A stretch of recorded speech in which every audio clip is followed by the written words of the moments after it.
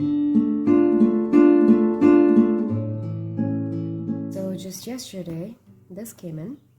I ordered this deck as soon as I found out about its existence. I've been watching the Game of Thrones for like the longest time, and I watched all of it, and I thought that it would be a good idea to get the deck. I thought that I would really be able to connect with the imagery, given that I have watched the whole thing myself and I'm very deeply connected with the characters. So I'm gonna unbox this and we're gonna look at the guidebook and the deck. Alright. So this thing came in, so this thing is still wrapped in plastic. I need to get the plastic off of this. The box is pretty big, as are many tarot or oracle deck boxes. So I read while I was purchasing it that it comes with a hardcover guidebook, which is amazing. I absolutely love everything hardcover. It feels really smooth. Do you see this golden pattern here? I really like this. So the box is brown and it's like faded in places, so it looks kind of old. And I think it would have been excellent if they just like didn't put these images here and it just had this box with this golden border and just kept the text. I think the text is alright. The text doesn't like take me out of the feel of the box. I believe their goal was to make it feel like an old-timey box in ways.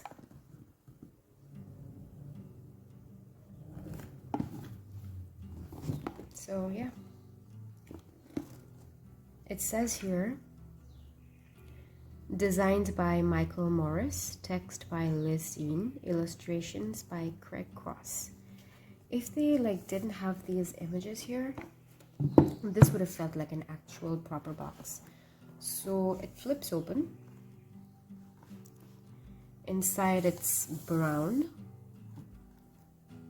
It's kind of like a shiny, glossy brown. Looks nice.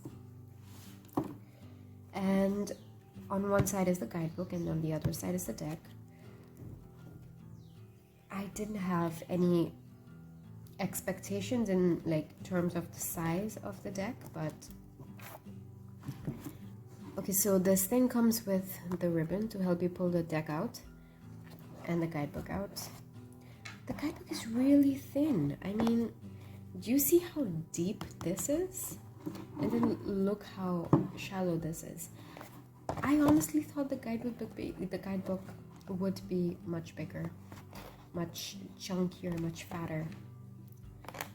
I like my guidebooks chunky and my decks small and easy to handle. I really like it when guidebooks like come with a lot of information. I'm just assuming that they didn't put in a whole lot of information on the minors. Let me see. Let me see if I'm right.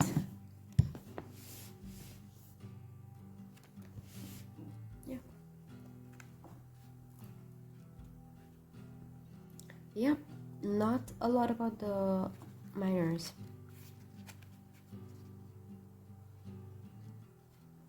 When it comes to tarot deck guidebooks, my favorite is Osho, the Osho Zen deck. I don't know if you're familiar with it. That is my favorite tarot deck so far. Okay, let's look into the contents. Game of Thrones Tarot Guidebook by Liz Dean. It's published by Chronicle Books. I don't think I have any other deck by Chronicle Books.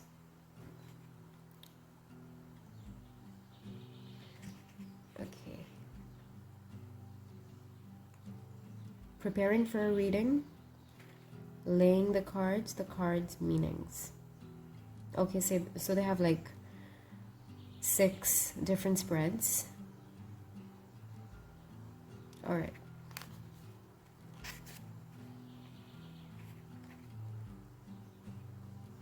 Created in 15th century Italy. Oh, well, that's just like a brief introduction about tarot. Yeah, I'm gonna read through this deck later on in my own time. I was thinking after going through the cards, we could like pull a card and see how it reads from the deck.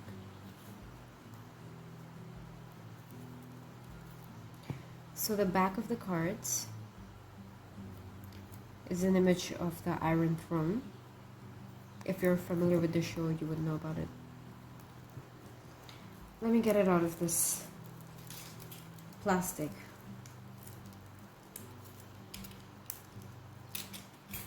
Okay, I think I managed to poke a hole over here.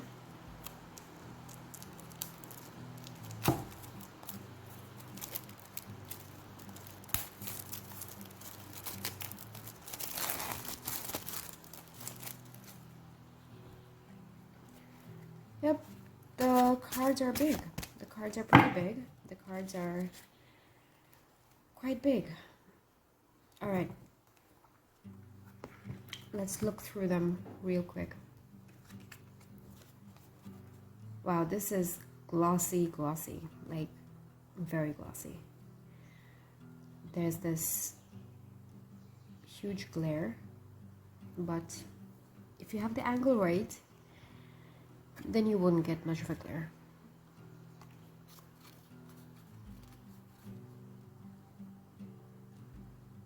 So the Fool. Let me move it away from the light so you don't have to deal with the glare. Okay.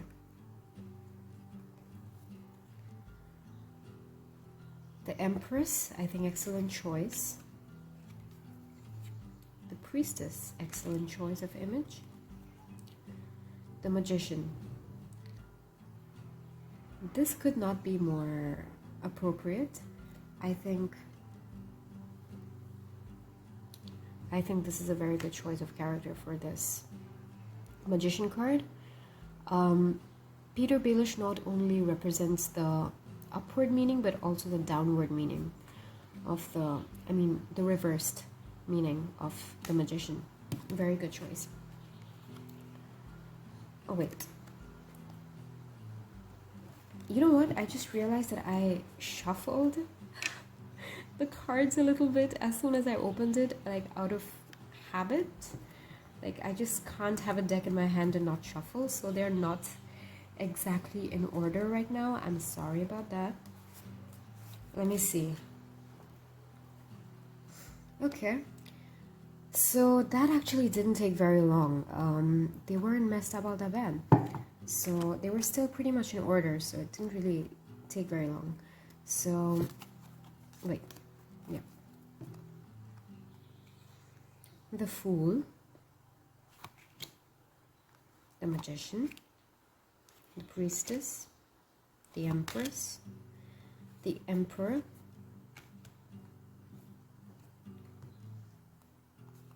the Hierophant. I really like the choice of this card. I mean, the choice of image for this card.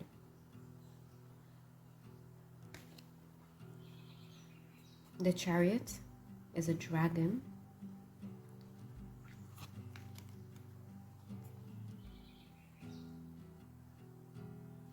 Strength is Brienne of Tarth.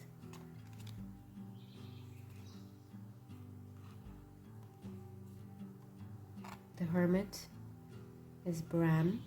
Couldn't be more accurate. Wheel of Fortune. You see the animals that represent every house there. The Lannister, the Targaryen, the Baratheon, the Stark.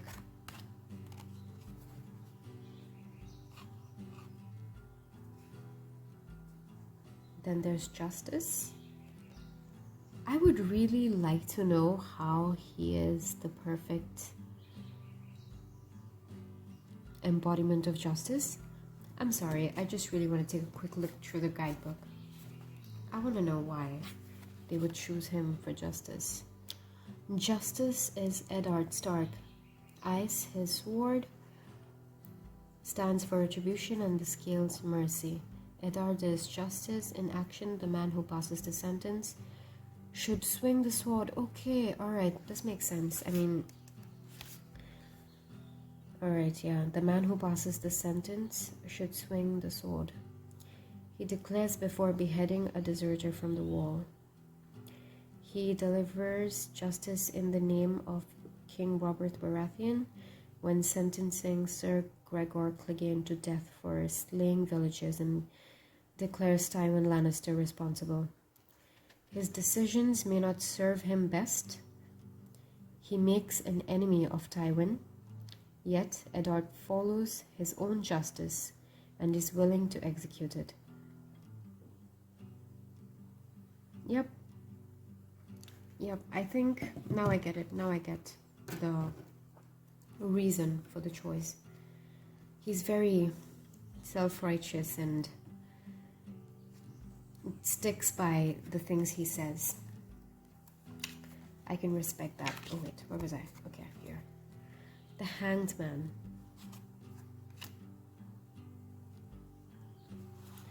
Death. Oh, I don't think they could have picked a better character for this card. I do not think they could have picked a better character for this card, honestly. The way Arya's character changes from being a little girl who needs protection to being the person who kills the Night King, amazing. Temperance, very good choice. I wish I could read you all the guidebook explanations for the characters, because I think that would be very good for, I think that would be very good for like us to get to know why the artist, why the writer chose the characters they did.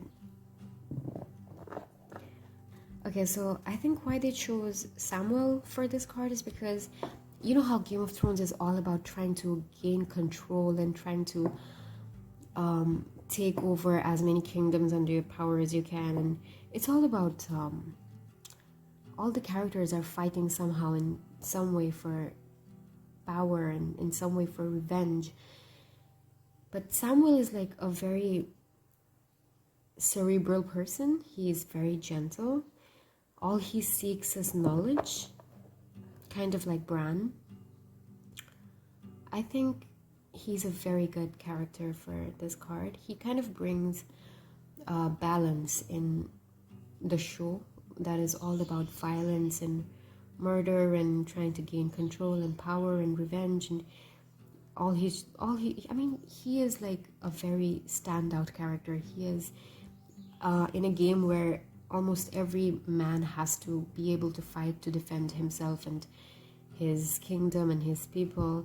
Samuel is one that has not been Samuel is a character that does not personally aim to become a good fighter or a knight or anything. He's just he just likes reading, and he likes knowing, he likes learning. I think that brings a very good balance to the show. And he doesn't like feel like he needs to be able to fight and prove himself. He's fine with running away. He's fine with being protected. He's fine with surrendering and giving in. He knows his strength, and he knows his weaknesses, and he is not ashamed of it. Like, I really, really like that about him. And even if you look at his family, in a family where his brother is a warrior, his father is a warrior, he does not feel ashamed in the fact that he did not go down the same path, even when that was expected of him. That is so, so admirable. The Devil. Yeah, if you have watched the show, I don't think I need to talk about why he was chosen for the character. It's not just about being violent, it's about being animalistic and all his insane sexual desire, his insane to establish himself as his father's true heir to the point that he would kill his infant half sibling. Insane. Insane. Like, the devil card is all about being ruled by physical desires like sex and food and power and money, and he checks off pretty much every box. The Tower. Is this the tower that Bran fell off from? Maybe. The Star. I can't exactly tell from the person's face who this is, so I'm gonna open the guidebook real quick and see who this person is. I just can't tell from their face. I don't know.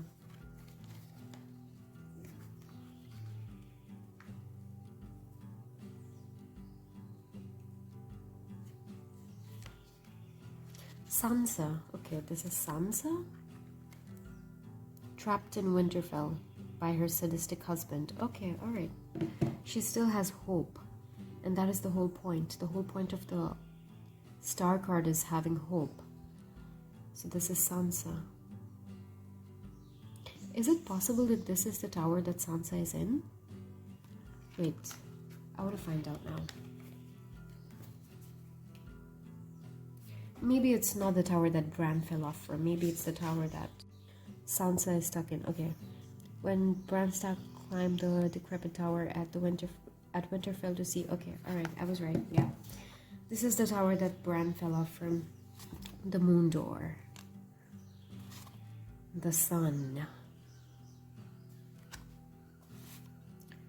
Judgment. Why is he the Judgment? Okay, probably because he brings this apocalyptic Judgment Day vibe. Possible.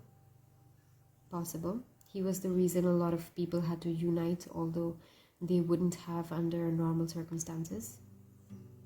Yeah. Apocalyptic. The world.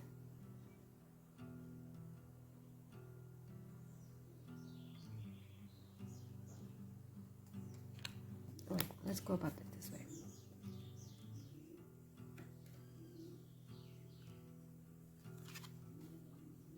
Ace of Cups.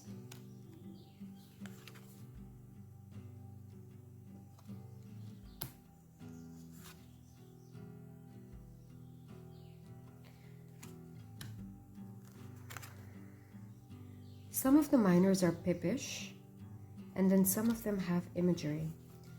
I don't think I'm gonna go into talking about the characters and from what part of the story they're from and what they signify.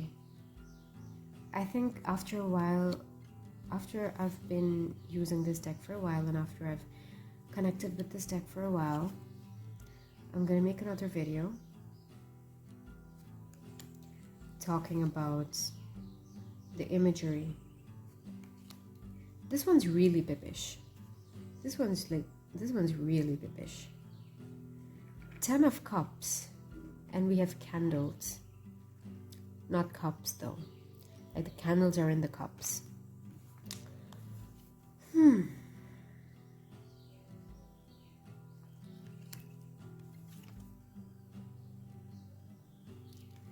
I really want to go into the story behind the choice of every card. I think that would really help. And that's the whole point I bought this deck. I wanted to reconnect with the story.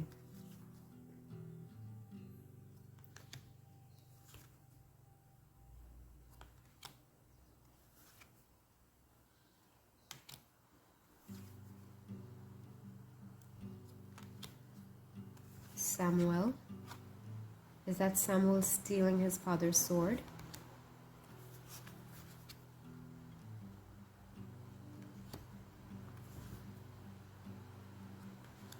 That's when Jon Snow was stabbed.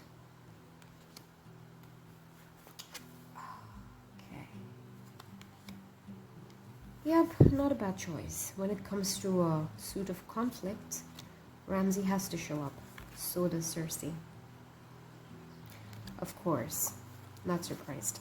But I don't know why Tywin Lannister hasn't shown up yet.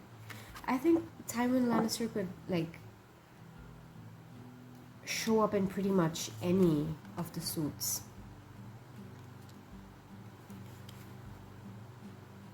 I think Tywin Lannister would be perfect in the suit of swords. He would be perfect in the suit of... Yeah, it's raining outside.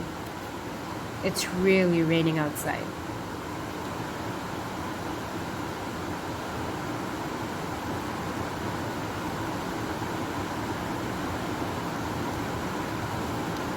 Tywin Lannister would also be good in, like, the suit of pentacles.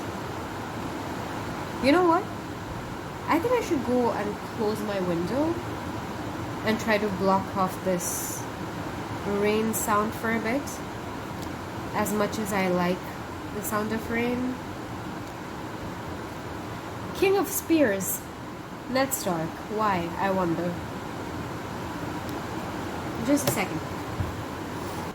So I closed my window. I don't know if that helped with the sound. Yeah, so King of Spears, Ned Stark. Why? Where is Tywin Lannister? I think as... Okay, this is very Marseille. This is very Marseille. Okay. I think Tywin Lannister as the head of the Lannister household, he could have played a part in the suit of pentacles. He could have been in the suit of swords for being very conflict and desperate for power driven. He could have been in the suit of wands as well, I believe, but with how manipulative he is and how he is constantly doing things to secure the position of his house. And well, I'm not surprised that Lannister house members are showing up in the suit of coins. Brienne of Tarth, Knight of Coins. Why, I wonder. Very, very appropriate. Could not get more correct.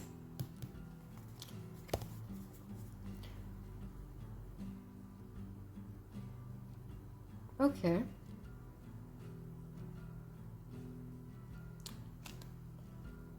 Why is Littlefinger the King of Coins again? The man is desperate for power and wealth, and I don't think he embodies the King of Coins energy, but maybe that's the whole point. Maybe he's supposed to depict the reversed meaning or something. Okay. Now let's randomly pull a card and see how... Okay, I don't know if I'm... Okay, I think it shuffled alright.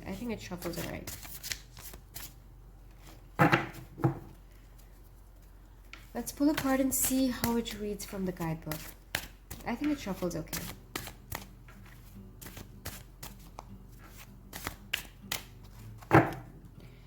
I'm quite disappointed that I didn't see Tywin Lannister. He's one of my favorite characters. That may be an unpopular opinion, but he has done some evil stuff, but I think he's extremely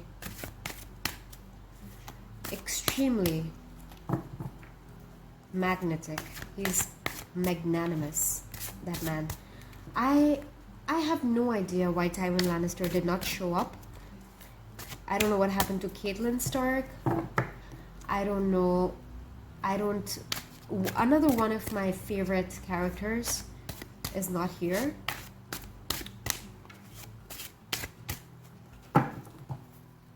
And that is Marjorie. I don't know why Marjorie is not here. Marjorie was an excellent queen. She was like the people's queen, and she was manipulative, yes, but she took opportunity of the system and she did the best that she could with it. And I think she would have made an excellent, given her skills at emotional manipulation and how she brought out the best in what was that guy's name? Joffrey. How she brought out the best in Joffrey. Would Joffrey show up? I would be so disappointed if Joffrey isn't here.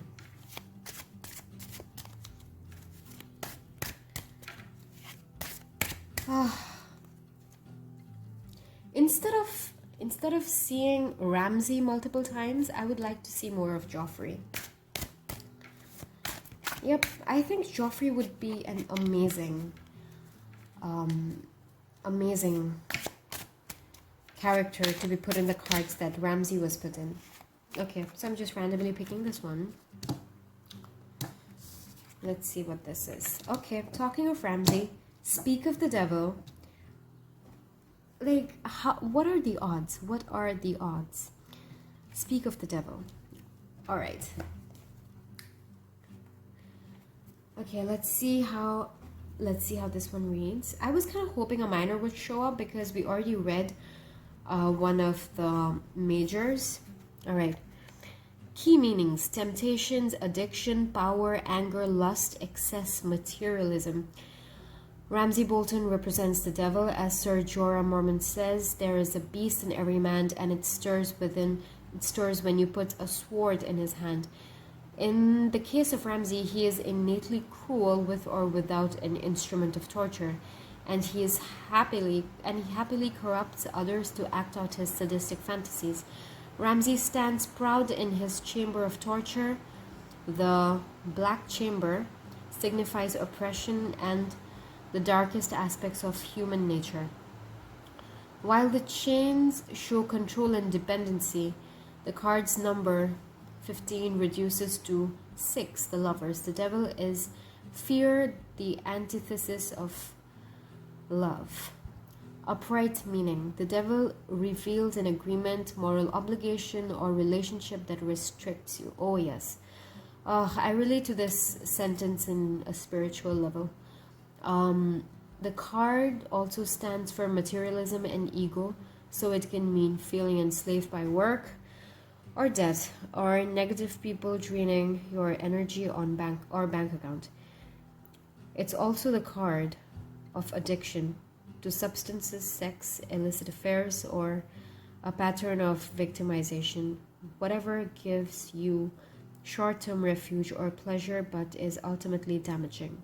You can, however, be free of this situation. Additional meaning: a binding contract. Reversed meaning: when reversed, the card's meaning is hopeful. You recognize that you deserve more than you've been getting, so breaking an agreement or habit may be easier than you think. Excellent. Let's see if we can get a minor now.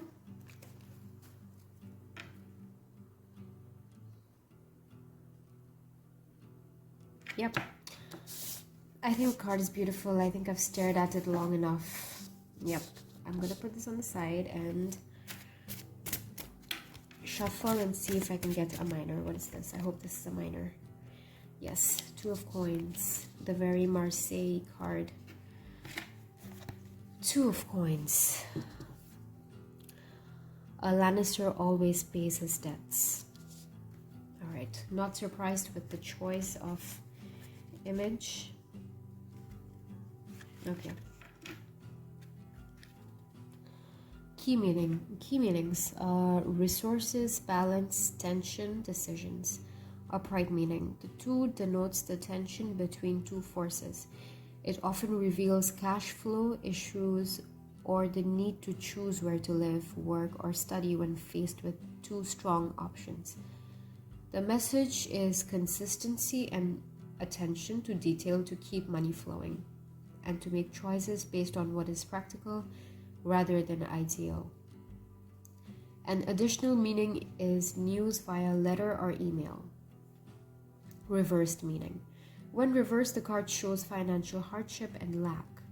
This may be down to poor budgeting, unexpected expenses, or irresponsible actions such as gambling. An additional meaning is investing too much time or money in a project or partnership. Okay, there is this little text here. The unofficial Lannister motto: a Lannister always pays his debt. Yep. So, yeah, that was it. Thank you for watching. And once I have connected with the deck, worked with it for a while, gone through the imagery, developed some opinions, I will make another video, proper review and ways of interpreting the imagery, and a proper deep dive. Okay, bye-bye.